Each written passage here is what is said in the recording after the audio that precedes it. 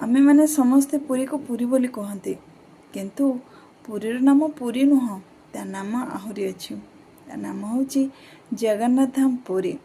आपण मैंने जानिक आश्चर्य हेबे कि तार आहुरी 18टी नाम अच्छी। जदि से 18टी नाम जानिया चाहती आम चैनल को निहाती सब्सक्राइब करंतु। आपण मैंने से ना भितर कौ ना जानी कमेंट भी निहाती कहे आउ लाइक शेयर भी करदे। तो आसतु जानिबा तार 18टी नाम कौन।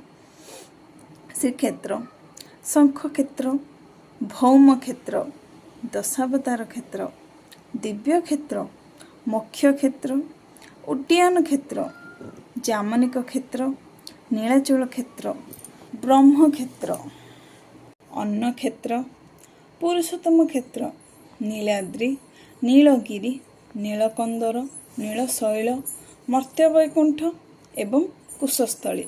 तो यह थिला आमर पुरीर 18टी नाम। या भितर आपण मैंने कौ ना जानी आगुरी कही कमेंट करने को जमा भूलें। रही जय जगन्नाथ।